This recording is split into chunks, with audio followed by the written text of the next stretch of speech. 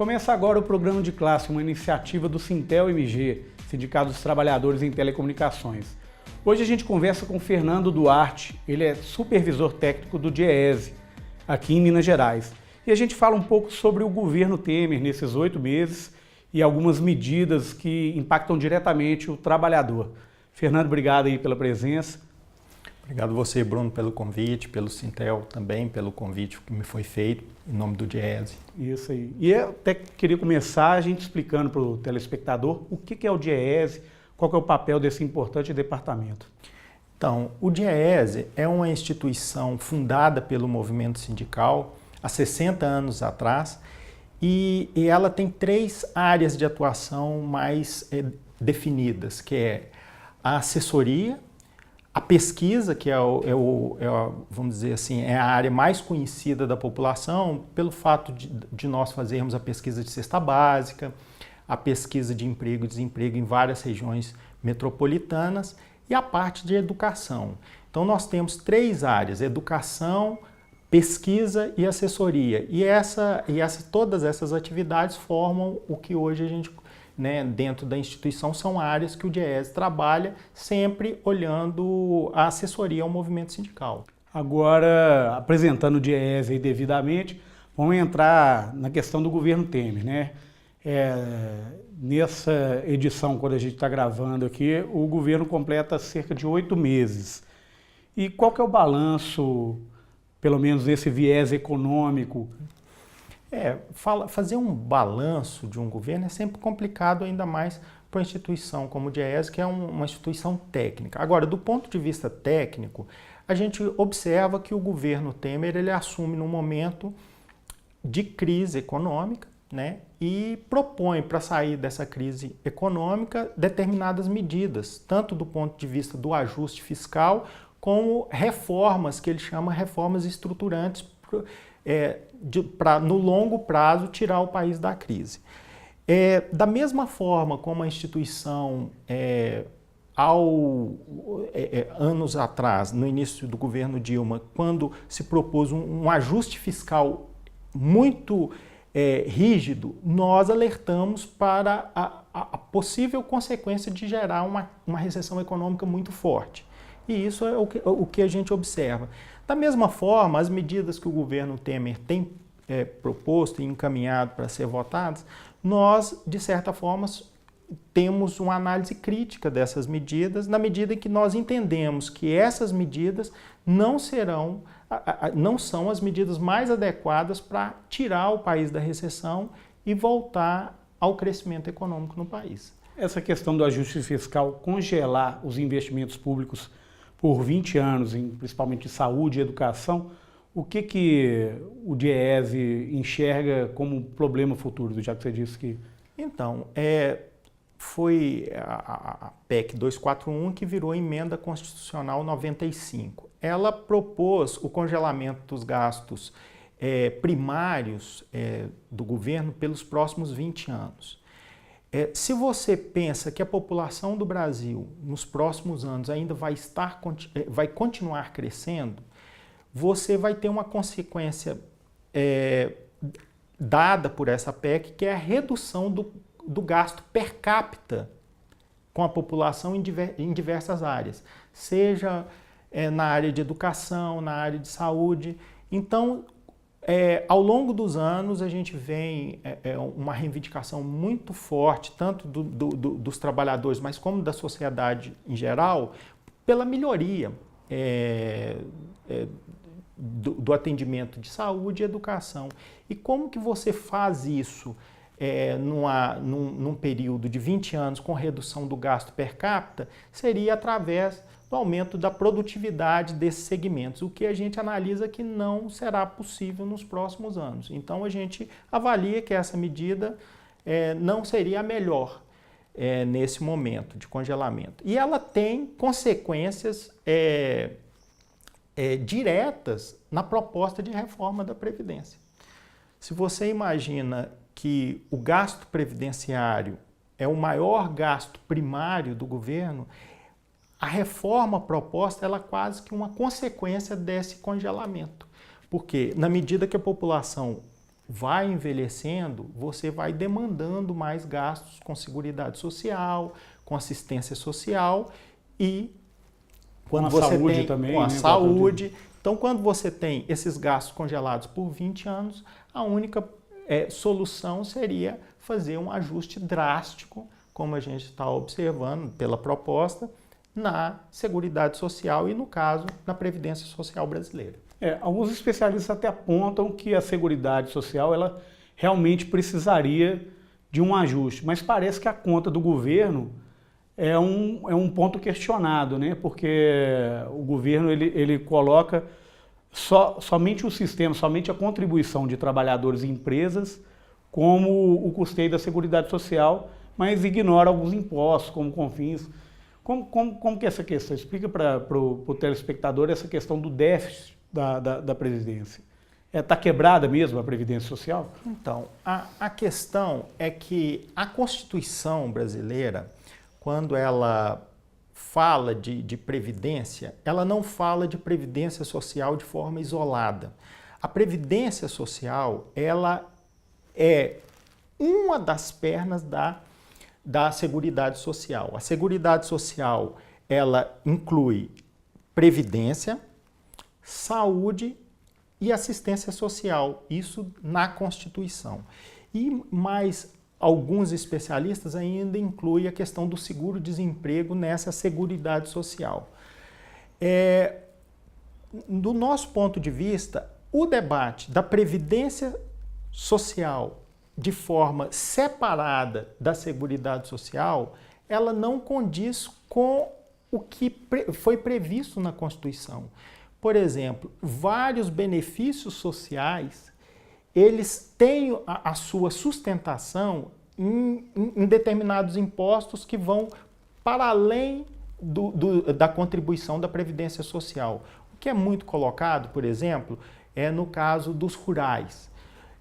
Que os rurais, a contribuição dos rurais não é capaz de sustentar as suas aposentadorias. Se você pensa do ponto de vista estritamente previdenciário, pode dizer que você pode até analisar que tem um desajuste, mas esta análise é equivocada se você pega do ponto de vista do preceito constitucional, porque quando foi assegurado o direito a esses trabalhadores rurais a ter uma aposentadoria, foi criado contribuições como a contribuição social sobre o lucro líquido.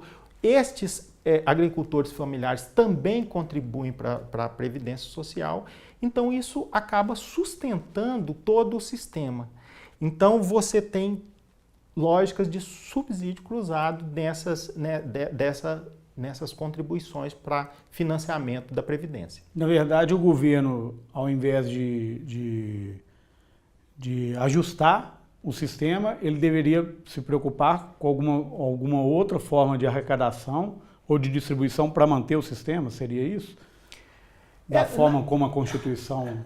Na verdade, as nossas análises mostram que a Seguridade Social no Brasil, ela nunca foi deficitária. O que observa nos últimos anos, devido à crise econômica, é uma redução dessa margem de superávit da Seguridade Social. Por quê? Porque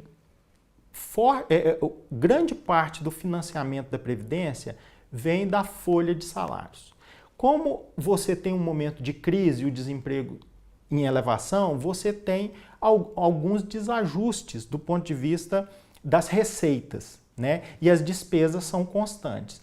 Mas quando você imagina que o país, nos próximos anos, vai estar saindo dessa crise, você vai ter uma recuperação muito forte das receitas, caso essa contribuição sobre a folha volte a um patamar que a gente entende como normal. E além disso, como você citou, existem várias fontes de receitas que ainda a gente poderia estar explorando. Por exemplo, a questão da taxação das grandes fortunas, que é uma previsão constitucional da Constituição de 88, mas nunca foi implementado. Outra fonte de receitas hipotética que a gente teria para solucionar neste período mais agudo da crise seria a cobrança dos débitos em relação aos débitos previdenciários que as empresas, instituições têm com o governo federal. Uma das saídas até propostas por alguns especialistas seria a própria audição da dívida pública também, né? Hoje a gente não tem clareza das condições e como que a gente paga essa dívida, os valores, e boa parte dos recursos do governo são destinados a pagar essas dívidas, né? É um ponto de atenção que o movimento sindical sempre chama atenção pelo fato que quando você discute que os gastos do governo foram congelados pelos próximos 20 anos, o que está congelado pelos próximos 20 anos são gastos primários. Gastos com serviço da dívida e com pagamento da amortização da dívida não estão congelados. O Brasil, ele tem uma distorção do ponto de vista internacional, que é a maior taxa de juros praticadas no mundo. Então, quando você observa os gastos com pagamento da dívida e serviço da dívida, é muito desproporcional em relação aos gastos primários. Então, a gente poderia falar que, do ponto de vista dos gastos primários, o maior gasto é o previdenciário, né? Se você pega de forma isolada a previdência. Mas, do ponto de vista geral, o gasto com serviço da dívida e amortização em 2015 foi maior do que esses gastos estritamente previdenciários. E a gente não houve esse debate mais forte em cima da questão do controle desses gastos. Então, é mais uma crítica que nós fazemos, e aí existem várias posições em relação a se fazer ou não se fazer a questão da auditoria da dívida pública. Entendi. Fernando, nosso primeiro bloco está acabando, a gente vai voltar com essa conversa, falar mais sobre a Previdência Social, alguns pontos que eu queria te perguntar aí que batem diretamente no trabalhador. Aí no segundo bloco a gente volta com essa conversa. Vamos lá? Ok.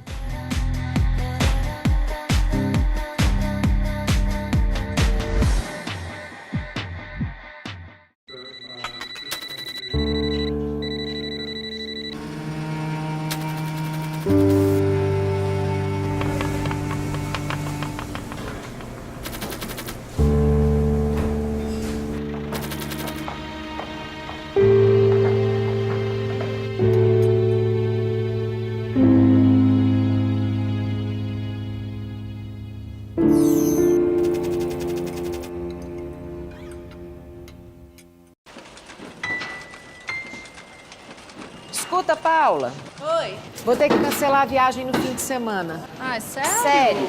Fui escalada para um acidente de trabalho na sexta-feira à tarde. Vou perder a mão. Mas assim, de repente? De repente não. Tem dias que isso tá para acontecer. Programa Trabalho Seguro. A prevenção é o melhor caminho.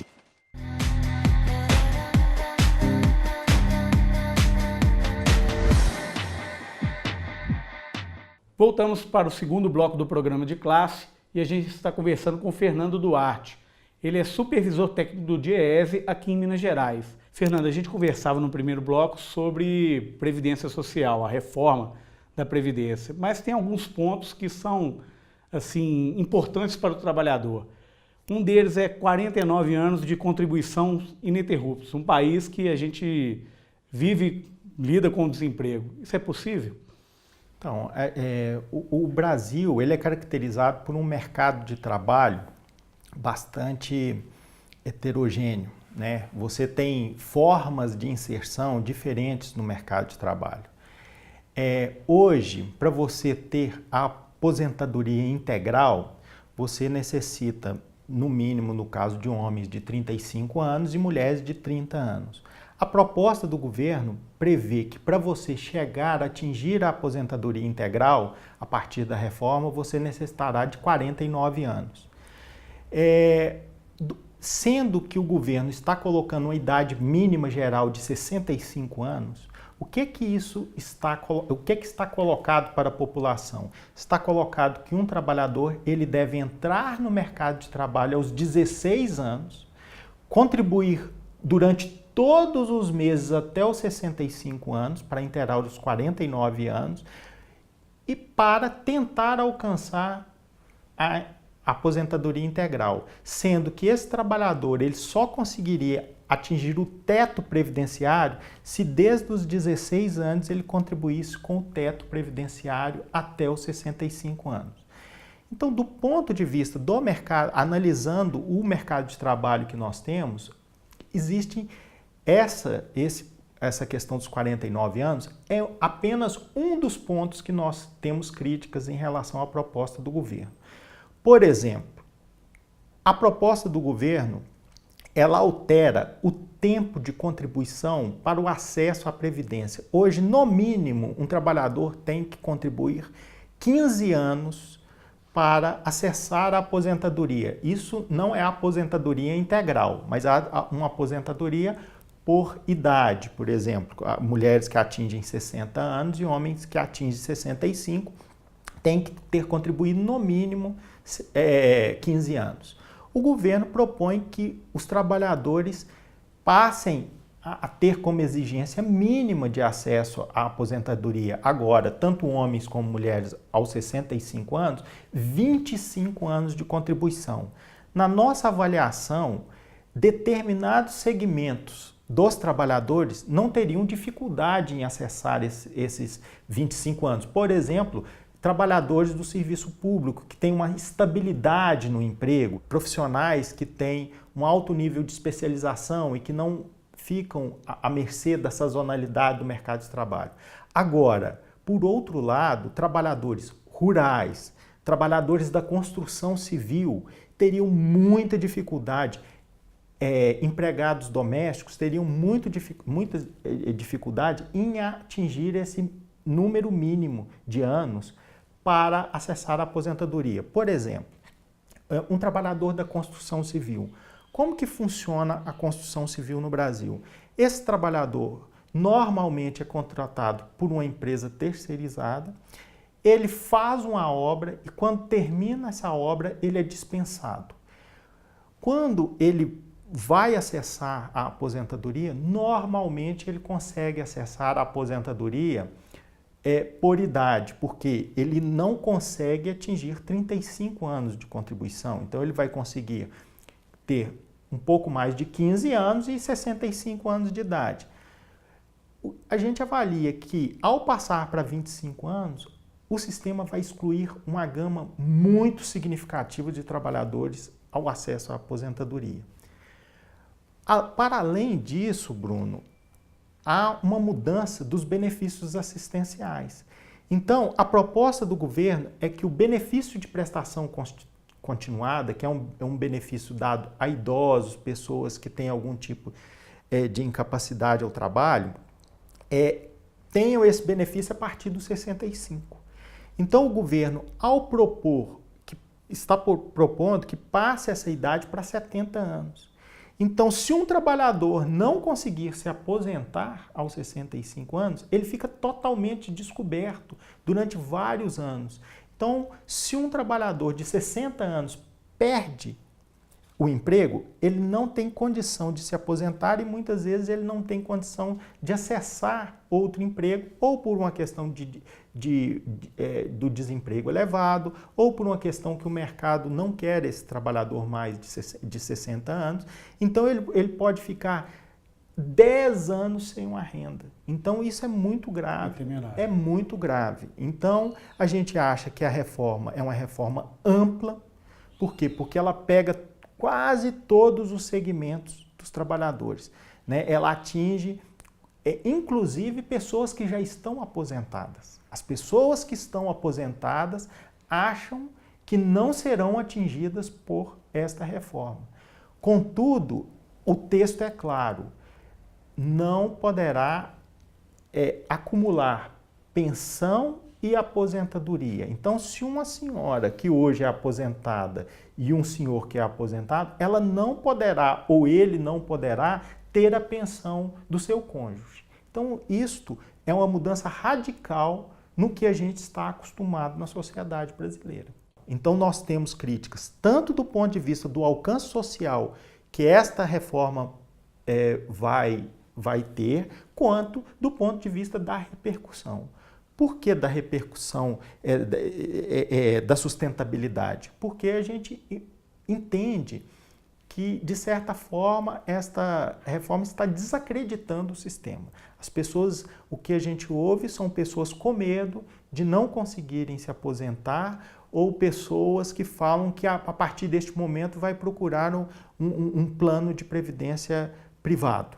Então, isto não ajuda do ponto de vista do que a gente entende de sustentação do sistema no longo prazo. Já que a gente está falando do mundo do trabalho aí, acho que uma das questões também que preocupa o movimento sindical é uma proposta da base aliada do governo Temer em relação à terceirização. São um conjunto de medidas que acabam complementando a outra de uma forma negativa. Você falou aí da questão do emprego, da contribuição, tanto para atingir o teto da Previdência, que são os 49 anos, quanto dos 25, né? E como a terceirização hoje, ela poderia impactar uma terceirização que já existe, mas seria, que eles chamam de irrestrita. Como que ela poderia impactar nesse cenário? Uma das questões que está colocada na Previdência, né, na reforma da Previdência, é a exigência de maior tempo de permanência do trabalhador no mercado formal. Ao passo que o governo apresenta algumas medidas do ponto de vista da legislação trabalhista que permitem a flexibilização dos vínculos. Recentemente foi aprovado o PL 4.302, que ele é um projeto de lei proposto em 98 e que ele foi novamente trabalhado na Câmara e foi recentemente aprovado e que prevê a terceirização irrestrita, como você bem mencionou, e também a questão do trabalho, a possibilidade de ampliação do trabalho por tempo, contrato temporário de trabalho. Estes são tipos de contrato que dificultam o trabalhador ter uma longevidade no mercado de trabalho.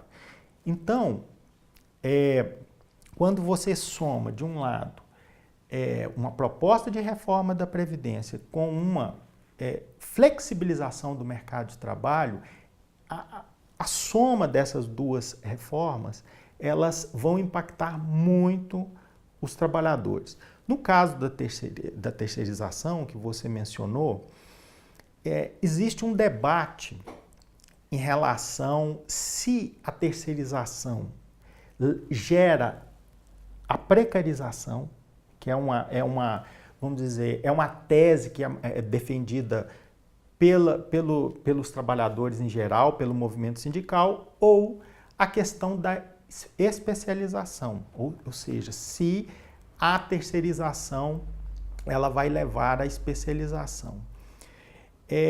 Ao longo dos anos, o DIEESE fez vários estudos em relação à terceirização no Brasil. O que a gente observou é que a grande maioria das terceirizações eram terceirizações de atividades que não eram atividades especializadas, né, dentro da empresa e que ela única e exclusivamente tentava reduzir o custo do trabalho, sem levar a uma especialização ou uma melhoria de processos dentro da empresa.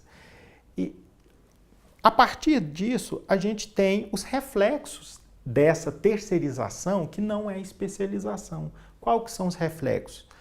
Diminuição dos salários, piora das condições gerais do trabalho, a exemplo das condições de saúde e segurança.